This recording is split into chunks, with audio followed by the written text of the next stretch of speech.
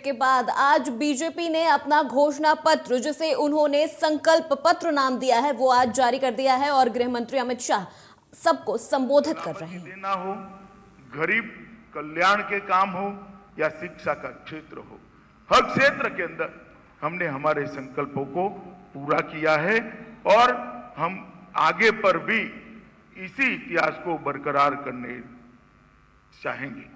योगी जी ने काफी कुछ बताया है, मगर मैं फिर से इसको दोहराना चाहूंगा कि भारतीय जनता पार्टी की सरकार ने योगी आदित्यनाथ के नेतृत्व में यहां पर खेती के लिए, किसानों के लिए ढेर सारे काम करे। प्रधानमंत्री ने किसानों के लिए हर साल 6,000 रुपया हर किसान के बैंक अकाउंट में भेजने का काम किया है और इससे छोटे और मझले किसानों को ऋण मुक्त होने का एक फायदा मिला है।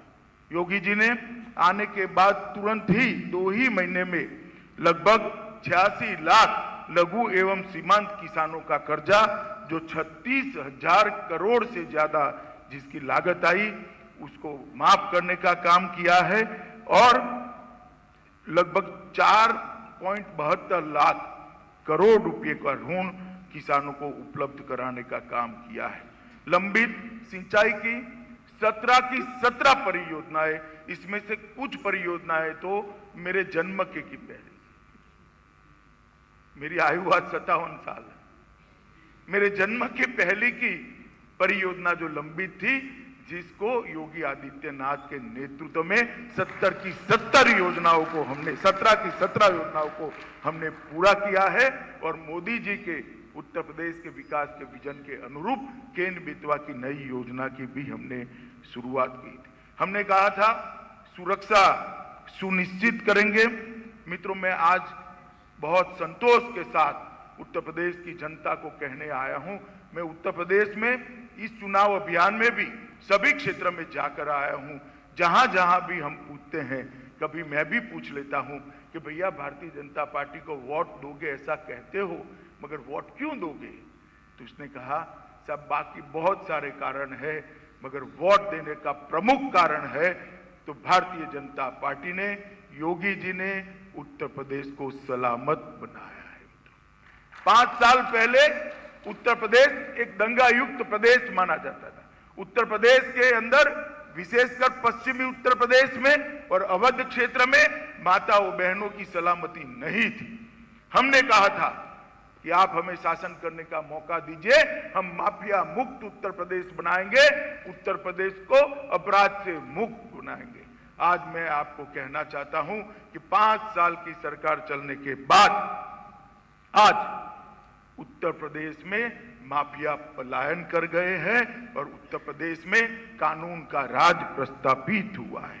डकैती के मामलों में 57% की कमी, लूट में 70% की, हत्या में 30% की, अपहरण में 52% की, दहेज के मृत्यु में 8% की और बलात्कार के मामलों में 42% की कमी दर्ज की है, जो 70 साल के इतिहास में सभी के सभी मध्य के अंदर रिकॉर्ड तोड़ने वाली कमी है।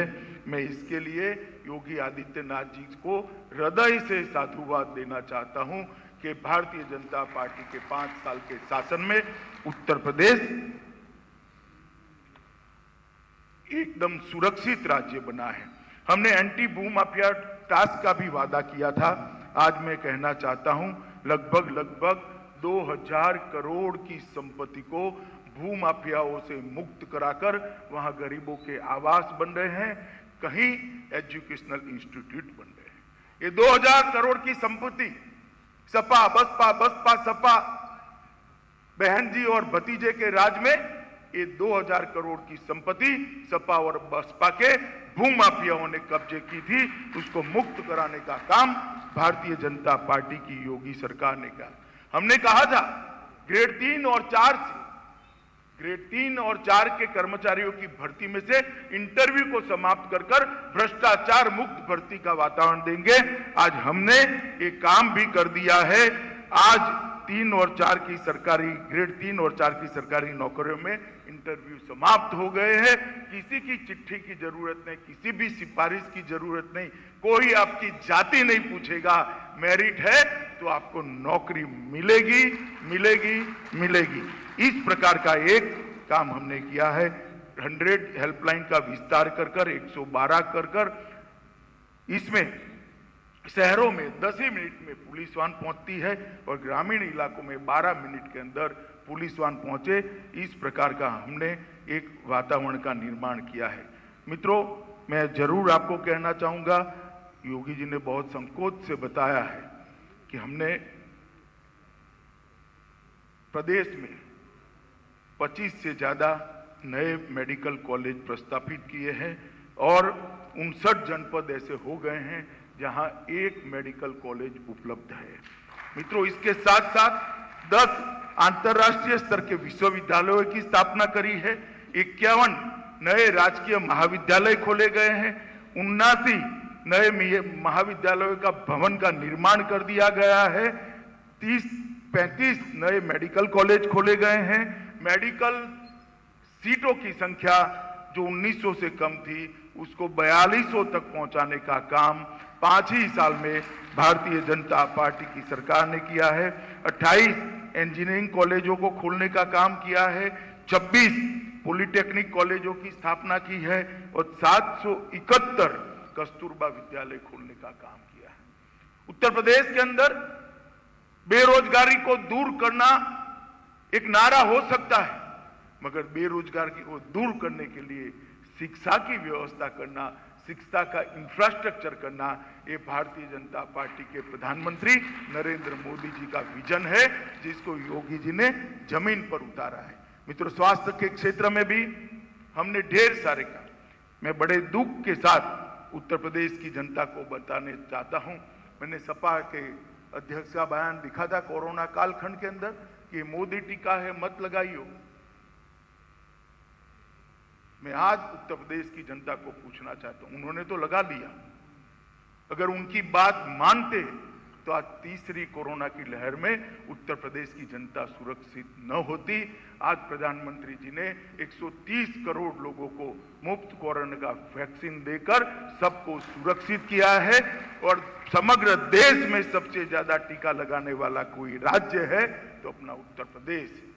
जिस प्रकार की खस्ता हाल 5 साल पहले स्वास्थ्य की इंफ्रास्ट्रक्चर हमें मिला था, उसको आज बढ़ाते हुए 1,80,000 कोविड बेड की उपलब्धता की है और 541 नए ऑक्सीजन प्लांट स्वीकृत किए हैं, जिसमें से 200 प्लांट काम करना चालू हो गए हैं और बाकी का अभी यहां पर हम लगाने का काम आगे ले जा रहे हैं। मित्रों, 12वीं तक की छात्राओं को निःशुल्क किताब, स्कूल यूनिफॉर्म, जूते और स्कूल बैग प्रदान करने का हमने वादा किया था, उसको भी हमने पूरा कर दिया है। मित्रों, सबसे बड़ी बात है, हमारे घोषणा पत्र में एक हमारा वादा था कि श्री राम जन्मभूमि पर हम भव्य मंदिर का निर्माण करें। हमें पूछते थे, उसी पत्रकार परिषद में पूछा था कि अखिलेश जी कहते हैं मंदिर वहीं बनाएंगे, तिथि नहीं बताएंगे। अखिलेश जी, तिथि बताने की भी जरूरत नहीं है और जल्द ही वहां पर मंदिर का निर्माण और मंदिर का रामलल्ला की मूर्ति का प्राण प्रतिष्ठा भी वहां पर फिर से एक बार हो जाएगा। ये हम सब के लिए आनंद का और गौरव का विषय है। मित्रों, भगवान बाबा विश्वनाथ का कॉरिडोर करोड़ों लोगों का आस्था का एक केंद्र था, स्वप्न था। आज मोदी जी के कर कमलों से वो कॉरिडोर का उद्घाटन हो गया है। मां विंध्यवासिनी के भी मंदिर को आज पुनः निर्माण करने का काम हमारी सरकार ने किया है। सभी श्रद्धा केंद्रों का हमने सम्मान करने का काम किया है। मित्रों, 70 साल बनाम 5 साल, हर क्षेत्र के अंदर भारतीय जनता पार्टी की सरकार ने हमने इसको आगे बढ़ाया है और मुझे बहुत आनंद है कि लगभग 92% के रेशियो के साथ हम आगे आए हैं। और योगी जी ने जैसे बताया, गरीब कल्याण के लिए भी उत्तर प्रदेश मोदी जी की सभी गरीब कल्याण योजनाओं का सबसे बड़ा बेनिफिशियरी अगर कोई रहा है तो उत्तर प्रदेश है। और जब मैं गरीब कल्याण कहता हूं तब दलित समाज, पिछड़ा समाज, आदिवासी और सभी गरीबों के लिए मोदी जी कई सारी योजनाएं लाई, चाहे घर बनाने की योजना हो, चाहे शौचालय की योजना हो, घर में बिजली पहुंचाने की योजना हो, शुद्ध पीने का पानी पहुंचाने की योजना हो, उनके घर में गैस का सिलेंडर पहुंचाने की योजना हो, 5 लाख तक की सारी स्वास्थ्य की सुविधाएं फ्री ऑफ कॉस्ट देने की योजना हो, ये सारी योजनाओं को बहुत अच्छे तरीके से उत्तर प्रदेश सरकार ने इंप्लीमेंट करते हुए सारे देश में इंप्लीमेंटेशन में सबसे पहला नंबर प्राप्त किया है। मैं इसके लिए उत्तर प्रदेश के मुख्यमंत्री को साधुवाद देता हूं। मित्रों, जेवर एयरपोर्ट जब बनेगा तब उत्तर प्रदेश न केवल भारत, पूरे विश्व के अंदर इंफ्रास्ट्रक्चर के मामले में जाना जाएगा। एक डिफेंस कॉरिडोर भी आया है। यहां पहले गोलियां बनती थी, कट्टे बनते थे, अब गोलियां और कट्टों की जगह गोले और तोपें बनेगी जो देश की सुरक्षा करे। ये परिवर्तन योगी जी का इंप्लीमेंट करने की क्षमता और मोदी जी का विजन, इसका सुभग समन्वय हमारी डबल इंजन की सरकार में हुआ है और मैं मानता हूं कि यही गति के साथ उत्तर प्रदेश का विकास करने का आप हमें फिर से एक बार मौका देंगे, इसका मुझे विश्वास है। मित्रों, आज 2022 के संकल्प पत्र को लगभग 2 करोड़ से ज्यादा सुझावों के बीच में से हमारी समिति ने निकाल कर यहाँ पर रखा है और ये 2022 का संकल्प पत्र घोषित करने के पहले मैं फिर से एक बार उत्तर प्रदेश की जनता को विश्वास दिलाना चाहता हूं कि 27 में जो भी हमारा संकल्प पत्र लेकर आएगा, मगर जो भी लेकर आएगा, ये 2022 के संकल्प पत्र का हमारा परफॉर्मेंस का रिकॉर्ड बेटर कर आएगा। 92% से हम कुछ आगे ही बढ़ेंगे। मित्रों, सबसे पहले कृषि के क्षेत्र में हमने तय किया है कि अगले 5 वर्ष में सभी किसानों को सिंचाई के लिए मुफ्त बिजली उपलब्ध कराई जाएगी, जिससे उन पर से बिजली का बोझ चला जाए। हम 5000 करोड़ की लागत से मुख्यमंत्री कृषि सिंचाई योजना चालू करेंगे।